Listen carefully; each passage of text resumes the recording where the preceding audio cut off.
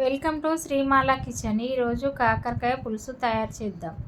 కాకరకాయలు రెండు వప్పులుగా కట్ చేయకుండా ఇలా రౌండ్గా కట్ చేసుకుంటే చాలా టేస్ట్ అవుతుందండి. దీనిలోని విత్తనాలన్నీ తీసి మంచిగా శుభ్రంగా కడుక్కోవాలండి. విత్తనాలండి ఇవి.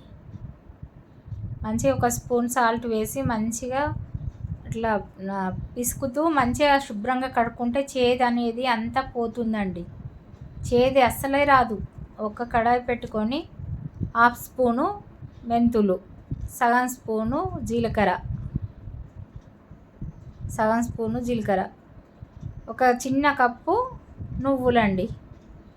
ఇవి మంచిగా దోరగా ఫ్రై చేసుకొని మిక్సీకి పట్టుకోవాలి. కాకరకాయలలో నువ్వుల పొడి టేస్ట్ అండి. ఒక నిమ్మకాయ సైజ్ అంతా చింతపండు, ఇవన్నిటిని మిక్సీకి పట్టుకోవాలి. ఇప్పుడు ముందుగా కట్ చేసిన ఈ కాకరకాయ ముక్కల్ని ఫ్రై చేసుకోవాలి. ఇలా ఉంటే సరిపోతుంది. ఎక్కువ మాడద్దండి, కొంచెం పచ్చిగానే ఉండాలి. ఇలా ఉంటేనే బాగుంటుంది. కడాయి పెట్టి ఆయిల్ పోసి ఒక ఎల్లిపాయ అండి పచ్చ దంచుకున్నా నేను, ఒక ఉల్లిపాయ వేసి మంచిగా దోరగా ఫ్రై చేసుకోవాలి.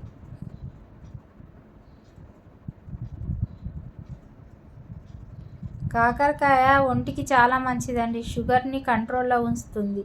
మనం నెలకి ఒక 2-3 సార్లైనా కంపల్సరీ తినాలి. సగం స్పూను జీలకర్ర.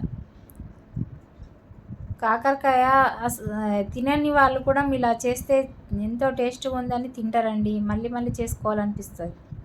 ఒక సగం స్పూను పసుపు. మా పిల్లలు తినేవాళ్ళు కాదండి. నేను ఇలా చేసి పెడుతున్నా, వాళ్ళకి టేస్ట్ నచ్చింది, ఇప్పుడు మళ్ళీ చేయమని చెప్తారు. ముందుగా ఫ్రై చేసుకున్న ముక్కల్ని మంచిగా ఇందులో వేసి మంచిగా కలపాలి. కారం ఒక స్పూన్ అండి.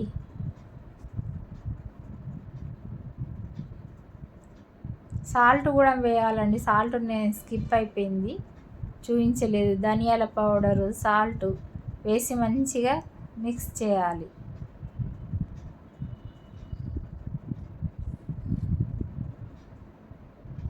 సన్నని ఫ్లేమ్ మీదనే ఉడికివ్వాలండి. ఎక్కువ మంట పెట్టద్దు, మాడిపోతుంది. మనం ముందుగా ఫ్రై చేసుకున్నాం కదా, సన్నని మంట పైనే వేపుకోవాలి.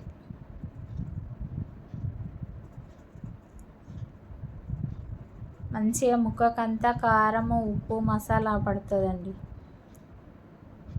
ముందుగా పట్టుకున్న పౌడర్ అండి, మనం నువ్వుల పౌడర్ పట్టుకున్నాం కదా, అది ఇందులో వేసి కలపాలి.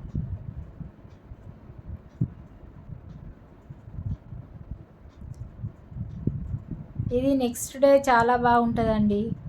పులుసులు పోస్తాం కాబట్టి నెక్స్ట్ డే తింటే ఇంకా చాలా రుచిగా ఉంటుంది. చేదు అనేది అస్సలు ఉండదండి. పిల్లలు కూడా ఎంతో ఇష్టంగా తింటారండి. వద్దు అన్న వాళ్ళు కూడా ఒకసారి పెడితే మళ్ళీ కావాలనిపిస్తుంది. అంత బాగుంటుంది ఇలా చేస్తే.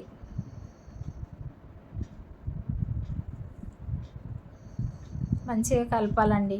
ముందుగా నానబెట్టుకున్న చింతపండు రసం అండి, ఒక నిమ్మకాయ సైజ్ అంతా నానబెట్టానండి, ఇందులో పోసి మంచిగా కలపాలండి. మనం ముందే ఫ్రై చేసుకున్నాం కాబట్టి త్వరగానే అవుతుందండి.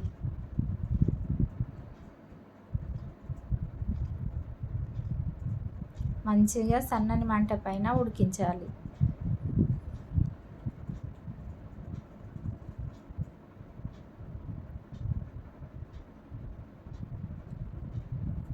ఒక 5 నిమిషాల పాటు ఉడకనివ్వాలండి.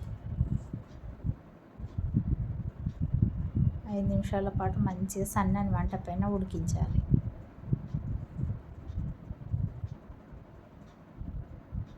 అంతే, రెడీ అయిపోయింది కాకరకాయ. మీరు కూడా ఇలా చేసి చూడండి. Thank you.